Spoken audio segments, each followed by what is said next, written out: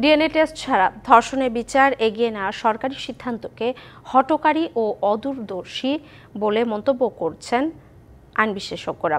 DBC নিউজকে দেয়া একান্ত সাক্ষাৎকারে তারা বলেন, উন্নত বিশ্বে অপরাধীদের শনাক্তে আধুনিক প্রযুক্তি ব্যবহার বাড়ছে, তখন বিপরীত স্রোতে গিয়ে বাংলাদেশের প্রযুক্তি বিমুখ সিদ্ধান্ত ভুল লোককে বিচারের কাঠগড়ায় দাঁড় করার শঙ্কা তৈরি করছে।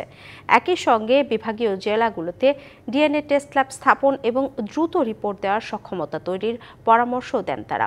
মিজান আহমেদের বিশেষ প্রতিবেদন। শারীরিক নির্যাতন প্রতিরোধ ও অপরাধীদের শনাক্তে বিশ্বজুড়ে সবচেয়ে নির্ভরযোগ্য পদ্ধতি ডিএনএ প্রোফাইলিং, যা শত ভিড়ের মাঝে মুহূর্তেই আপনাকে খুঁজে পেতে সাহায্য করে।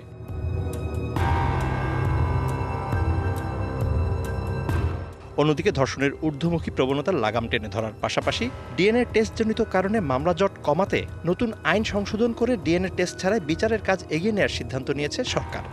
আমরা এই আইনে বিধান করেছি, ডিএনএর রিপোর্ট ছাড়াই আদালত যদি মনে করে মামলা দ্রুত বিচার করার জন্য মেডিকেল সার্টিফিকেট এবং পারিপার্শ্বিক সাক্ষ্যের ভিত্তিতে বিচার করবে। এমন বাস্তবতায় ডিএনএ টেস্ট থেকে সরকারের সরে আসার সিদ্ধান্তের সমালোচনা করেন মানবাধিকার কর্মী ও আইন বিশেষজ্ঞরা।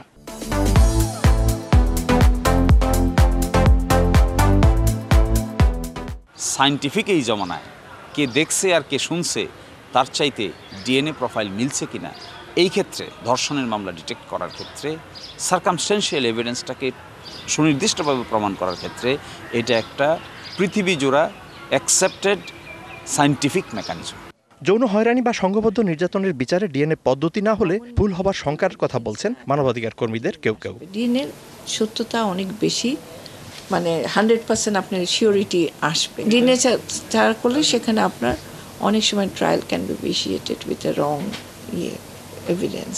বিশ্বের প্রতিটি জায়গায় যে কোনো ক্রিমিনাল অফেন্সে ডিএনএ টেস্টিংটা ভাইটাল এবং ইম্পর্টেন্ট এভিডেন্স হিসেবে কাউন্ট করবে। ডিএনএ পদ্ধতি বাতিল না করে তা সহজ ও সুলভ করার পরামর্শ দেন আইন বিশেষজ্ঞরা। এই ডিএনএ টেস্টিং ল্যাবটাকে কিভাবে আরও গতিশীল করা যায়, কত স্পিডে ডিএনএ টেস্টিং ল্যাব থেকে পরীক্ষা আসতে পারে, বিরাট বলবো না, একটা নির্দিষ্ট প্রকল্প জরুরি ভিত্তিতে আপনাকে করতে হবে।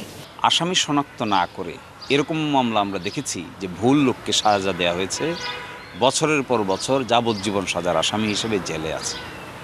এই সমস্ত দেশে ডিএনএ টেস্টের রিকোয়ারমেন্ট আমি মনে করি অনিবার্য থাকা উচিত।